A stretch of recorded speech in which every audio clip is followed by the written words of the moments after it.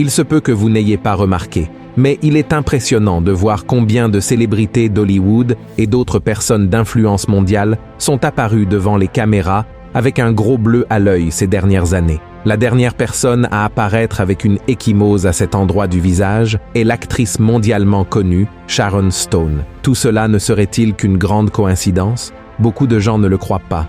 Et la question qui se pose est, quel type d'épidémie de l'œil bleu attaque autant de figures publiques? Frères et sœurs, c'est très étrange, vous ne trouvez pas? Et plus on réfléchit à ce sujet, plus cela devient étrange.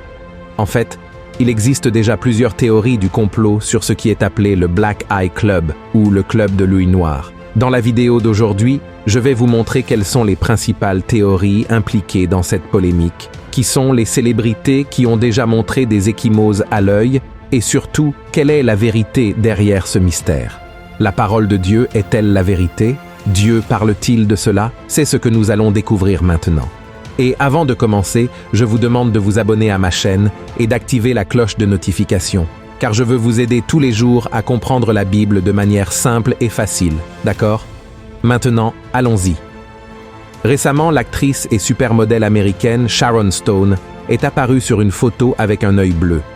Cette image a inquiété les fans du monde entier, qui ont pensé qu'elle avait un problème de violence domestique. En raison de la réaction, Sharon a posté une vidéo sur son Instagram disant qu'elle allait bien et que tout cela n'était qu'un accident. L'actrice a expliqué qu'elle était dans un hôtel et qu'en se réveillant au milieu de la nuit pour aller aux toilettes, elle avait heurté son visage contre le marbre, ce qui avait causé l'ecchymose à son œil gauche.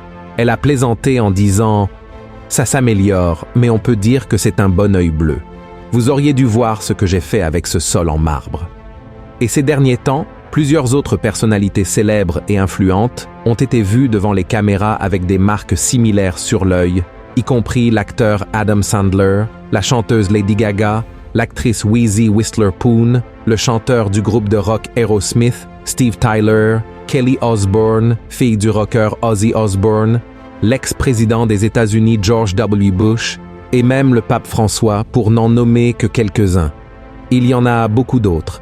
Les justifications pour ces marques bleues autour des yeux sont toujours les mêmes. La faute est toujours attribuée à des fans imprudents qui exagèrent dans leur proximité avec leur idole, ou à une chute, ou encore à un accident, comme cela aurait été le cas avec Sharon Stone dans la salle de bain de l'hôtel. Mais ces excuses sont-elles vraies? Selon les défenseurs de certaines théories du complot, non. Par exemple, l'écrivaine et animatrice américaine Sherry Cunningham, qui a prétendu avoir interviewé Satan et écrit un livre intitulé « Entrevue avec le diable », a affirmé que les ecchymoses sur les yeux des personnes célèbres ne sont pas apparues par hasard, mais sont le résultat d'un processus appelé l'écartèlement de l'âme, quelque chose comme le retrait de l'âme de la personne. Selon cette écrivaine, l'âme humaine peut être aspirée et prise par des entités démoniaques à travers divers rituels, l'écartèlement étant l'un d'eux. Toujours selon Sherry, ce rituel de Satan retire l'âme de la personne, laissant le corps vide pour être rempli par une autre entité, après que la personne ait accepté d'échanger son âme contre la célébrité, le succès ou le pouvoir. Et serait-ce une coïncidence que toutes ces personnes aient réussi à atteindre un niveau de succès bien plus élevé que la grande majorité des autres personnes dans leur domaine à travers le monde? Sont-ils vraiment meilleurs que tout le monde? Ou y a-t-il quelque chose d'obscur et de surnaturel derrière leur succès? À la fin de la vidéo, si cela vous a plu, je donnerai mon avis sur la question de savoir si quelqu'un peut ou non vendre son âme au diable. Mais d'abord, je veux vous montrer d'autres théories sur ce prétendu club de l'œil noir. Une théorie affirme que les personnes qui apparaissent avec des ecchymoses autour des yeux participent à un rituel d'initiation de haut niveau lié à des groupes élitistes comme les Illuminati, et que c'est pour cette raison qu'elles doivent apparaître en public avec cette marque. Et si nous analysons la situation, cela peut avoir beaucoup de sens. Après tout, ils ne cachent pas la marque. Ils créent simplement une justification pour elle. Contrairement aux objectifs originaux des Illuminati de Bavière, qui cherchaient à promouvoir la raison, l'éducation et la réforme sociale au XVIIIe siècle, les Illuminati d'aujourd'hui auraient pour grand objectif de contrôler le monde entier. Selon la théorie, les Illuminati sont derrière de nombreux événements mondiaux, manipulant les gouvernements, les économies et les sociétés pour établir un nouvel ordre mondial. On pense qu'ils influencent les dirigeants politiques et les figures de pouvoir, promouvant leurs agendas cachés à travers les médias, le cinéma, la mode, la politique et d'autres domaines influents dans la société. Les défenseurs de ces théories affirment que les Illuminati contrôlent les principaux médias, les utilisant pour manipuler l'opinion publique et maintenir la population sous contrôle. Cette prétendue manipulation médiatique inclut la diffusion de désinformation et la création de récits qui favorisent les objectifs des Illuminati. De plus, on pense qu'ils sont impliqués dans la création et le maintien de crises économiques et sociales, utilisant ces moments d'instabilité pour prêcher des changements qui favorisent leur domination mondiale. Les Illuminati sont également associés à des symboles et des rituels occultes, certaines théories affirmant qu'ils utilisent ces éléments pour démontrer leur liberté et leur contrôle sur tous les êtres. Certains croient que les célébrités et figures publiques qui affichent certains symboles ou gestes signalent leur loyauté envers les Illuminati, comme on peut le voir avec les personnes ayant les yeux blessés. Il y a aussi ceux qui croient qu'il existe un lien entre ces ecchymoses et le culte du dieu soleil égyptien, Horus. Horus avait l'œil gauche noir représentant la lune, tandis que le droit était blanc représentant le soleil. En plus de ces théories, il existe encore une croyance selon laquelle les ecchymoses à l'œil gauche sont un signe du diable. Un journal de 1879, intitulé Freeman, a enregistré que l'œil noir est clairement un signe de Satan. Mais nous n'avons pas beaucoup d'informations sur cette croyance. Enfin, une autre question souvent évoquée est celle des ecchymoses résultant de coûteuses injections d'une substance appelée adrénochrome. Selon cette théorie, les enfants recrutés dans le monde entier sont torturés pour obtenir cette substance, car lorsqu'une personne est terrifiée et sur le point de mourir, elle produirait supposément un liquide appelé adénochrome. Chacun d'eux produit seulement 10 millilitres de la substance qui doit être retirée du corps immédiatement après la mort et appliquée sur une autre personne pour provoquer le rajeunissement.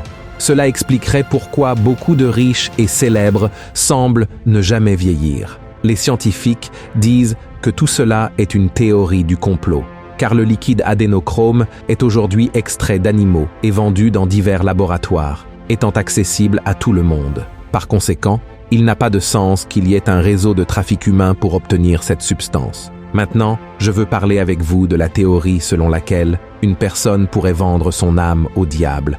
Est-ce vraiment possible? Et la réponse est non. Ce n'est pas possible. Nous ne pouvons offrir à personne ce qui ne nous appartient pas. Personne ne peut vendre sa propre vie au diable pour la simple raison que la vie ne nous appartient pas. Nous appartenons tous à Dieu et nous sommes à lui, comme nous le lisons dans le psaume 8 et dans Éphésiens chapitre 2.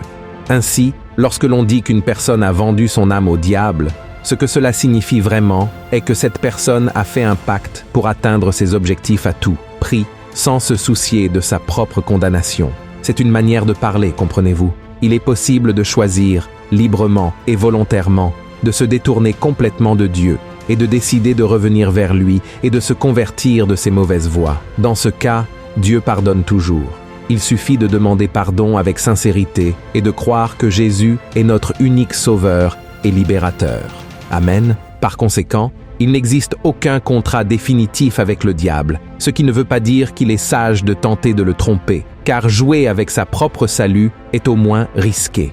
De même que pour l'âme, il est également totalement absurde de prétendre avoir un contrôle total sur son propre corps. La vérité est que nous n'avons pas de pouvoir absolu sur nous-mêmes, car nous ne nous sommes pas créés nous-mêmes. De même, nous ne pouvons pas déterminer comment et quand sera notre fin. Et nous ne pouvons même pas mettre fin à notre propre vie, car c'est Dieu qui a insufflé en nous le souffle de la vie, et seul lui a le droit sur elle. Donc, frères et sœurs, nous sommes à la fin des temps, et la Bible dit qu'en ces derniers jours, les gens aimeront plus les plaisirs du monde que Dieu, et vivront en quête d'adoration. À cause de cela, beaucoup de personnes, surtout les célèbres et celles qui ont un certain pouvoir et influence, ne mesurent pas leurs efforts pour obtenir encore plus de célébrité, de succès, d'argent, de pouvoir et d'influence. Dans Matthieu chapitre 6, Jésus a dit « L'œil est la lampe du corps. Si ton œil est en bon état, tout ton corps sera éclairé. Mais si ton œil est en mauvais état, tout ton corps sera dans les ténèbres. Si donc la lumière qui est en toi est ténèbre, combien seront grandes ces ténèbres? Ce passage nous montre l'importance d'avoir une vision pure et axée sur les valeurs éternelles. Nos yeux sont comme des lampes qui éclairent notre être, et, s'ils sont concentrés sur des choses bonnes et justes, naturellement toute notre vie sera pleine de lumière. En revanche, si nos yeux sont tournés vers des désirs et des ambitions erronées, notre vie sera certainement pleine d'obscurité. Malheureusement, beaucoup tombent dans le piège de l'ennemi en donnant la priorité à la quête de pouvoir, de célébrité et d'argent. C'est pourquoi il est si important d'être généreux, de garder les yeux fixés sur Jésus et sur les valeurs qu'il nous a enseignées. Ce n'est qu'ainsi que nous pourrons vivre une vie pleine de lumière, de paix et de véritable satisfaction. Amen. Si vous avez aimé ce message, partagez-le avec vos amis et votre famille et abonnez-vous à ma chaîne. Que Dieu vous bénisse puissamment. Je vous attends dans la prochaine vidéo.